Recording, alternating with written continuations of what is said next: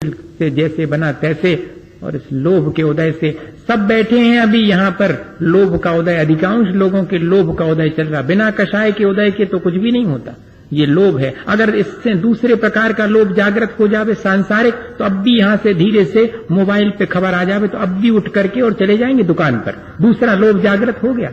ये हमारा पुरुषार्थ है। कर्म का उदय तो आएगा, लेकिन उसका यूसेज कैसा करना है, उसका उपयोग कैसा करना है, ये मेरी अपनी क्षमता है, मेरी अपनी सामर्थ्य है। मैं उस लोभ को दिशा दे सकता हूं। मां भी डांटती है बेटे को, और यहां तक डांटती है कि अब तो खैर स्थिति वो नहीं रही। चूल्हा कोई के घर में मुश्किल है, जलता होगा, गैस का जलता होगा, लकड़ी वाला नहीं जलता होगा। नहीं तो पहले तो खाना खाने बैठे और अपन ने ज्यादा मीन मेज करी तो उनने धीरे से मताई ने और निकारी लकड़िया के अंदर लगाए, जलती हुई। लगाएगी नहीं, अगर लग जाएगी जरा सी भी कहीं तो कहो दिन भर वो उंगली मुंह में दिए बैठी रहेगी। सो तो इतना भीतर वात्सल्य है, प्रेम है, लेकिन क्षण भर को क्या करती है, क्रोध में आकर के क्यों करना पड़ रहा है? तुम बिगड़ रहे हो। तुम्हारे सुधार के लिए, दूसरे के सुधार के लिए या अपने सुधार के लिए कभी हमने अपने इस क्रोध का उपयोग किया है, या कि सिर्फ दूसरे के बिगाड़ के लिए किया है? कभी हमने मायाचारी तो कदम कदम पर करना पड़ती है। घर गृहस्थी में सब जानती, मां लोग जानती हैं कितनी मायाचारी करनी पड़ती है। 4 दिन पहले से हल्ला मचाना पड़ता कि शक्कर खत्म हो गई, रखी है अभी 4 दिन के लिए, एकदम खत्म हो जाएगी क्या तब कहेंगे कि अब है ही नहीं। वो कच्चा गृहस्थी वाला है जो ऐसा कहे, वो तो 4 दिन पहले से कहेगा। और बेटा अगर आकर के कहेगा कि फलानी चीज है, कल रसगुल्ले बने थे, कहाँ है? खत्म हो गए, वे तो सब खत्म हो गया। अब इतना छोटा सा तो है, 4 खा के गया है, वो कहता कि और दो, खत्म हो गए, कह दो। मायाचारी, झूठ भी बोलना पड़ेगा। काय के लिए? उसके हित के लिए।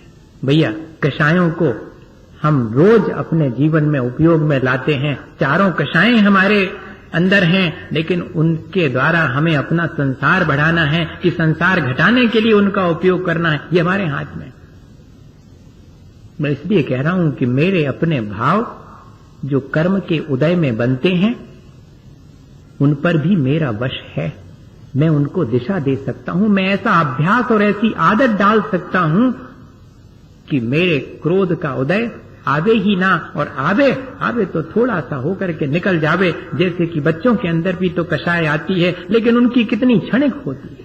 क्या मेरे भीतर भी ऐसी ही कषाय को मैं जरा क्षणिक नहीं बना सकता हूं? मैं उसके ड्यूरेशन को कम नहीं कर सकता हूं? मैं उसकी इंटेंसिटी और पोटेंशियलिटी को कम नहीं कर सकता हूं? कर सकता हूं। रोजमर्रा के जीवन में किसी अपने व्यक्ति के द्वारा कही गई कड़ी बात को अपन बड़े लाइट वे में लेते हैं और पीठ पर एक थौल भी लगा देते हैं कि अरे तुम ऐसी बात कर रहे हो। और अगर वही बात कोई दूसरा कहे जिससे हमारी नहीं बनती है तो उसको गांठ बांध लेंगे अपन। कर्म का उदय दोनों स्थितियों में है। आपको उसको लाइट वे में लेना है या कि गांठ बांधनी है, ये हमारे ऊपर निर्भर। मैं आपको ये कहना चाह रहा हूं, इतनी ही चतुराई हमें सीख लेनी है, इतनी ही कला हमारे भीतर आ जावे। पहली चीज तो कि जो बांधे हैं कर्म, हो सके तो उनको वहीं के वहीं पर सबसाइड कर दिया जाए या वहीं के वहीं डिस्ट्रॉय कर दिया जाए।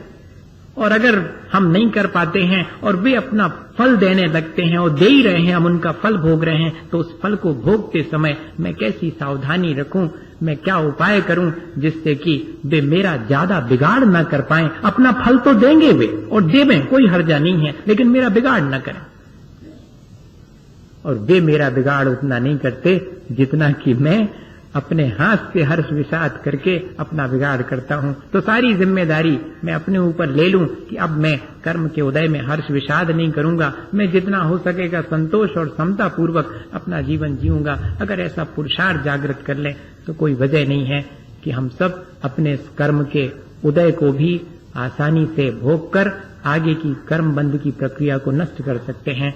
आज अपन ने इतना ही सीखा कि हम कर्म का उदय आ जाने पर उसके साथ कैसा व्यवहार करें, कहां तक हमारी अपनी सामर्थ्य है, हम अपनी उस सामर्थ्य को देखें और उससे और अधिक जागृत करें। कहां हम कमजोर पड़ जाते हैं, उस कमजोरी को देख करके उससे दूर करने का पुरुषार्थ करें। इसी भावना के साथ बोले आचार्य गुरुवर विद्यासागर मुनि महाराज की। हे गुरुवर शाश्वत सुख दर्शक, यह नग्न स्वरूप तुम्हारा है। जग की नश्वरता का सच्चा दर्शन करने वाला है। जब जग ऋषियों में अचपट कर गाफिल नेता में सोता हो, अथवा वह शिव के निष्कंटक पथ में विषकंटक बोता हो। निशा का सन्नाटा वन में वनचारी चरते हो, तब शांत निराकुल मानस तुम तत्वों का चिंतन करते हो। करते तप शैल नदी तट पर तरुतल वर्षा की झड़ियों में, समतारस पान किया करते सुख दुख दोनों की घड़ियों में। अंतर काला की वाणी मानो झड़ती हो फूल झड़ियाँ, भव बंधन तड़ तड़ टूट पड़े खिल जावे अंतर की कलियाँ। तुम सादानी क्या कोई हो, जग को देती जग की निधियाँ, दिन रात लुटाया करते हो शम सम की अविनश्वर मणियाँ। हे निर्मल देव तुम्हें प्रणाम, हे ज्ञान दीप आगम प्रणाम, हे शांति त्याग के मूर्तिमान शिव पथ पंथी गुरुवर प्रणाम। मिथ्यातम नाश लिखो ज्ञान के प्रकाश लिखो, चाहो द्रव्य जान वेखो बंध विद भान वेखो सपर पिछान वेखो परम प्रमाणी है।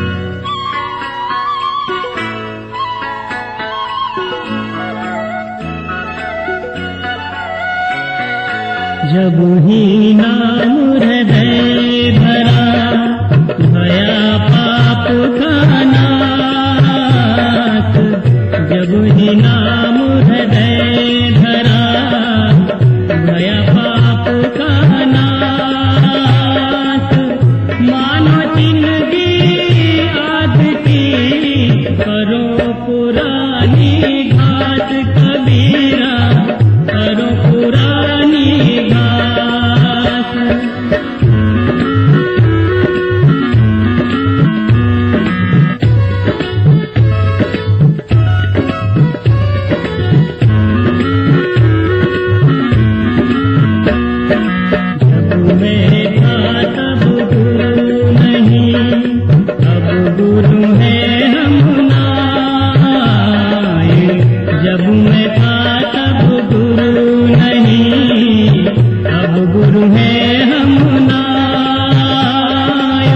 प्रेम कली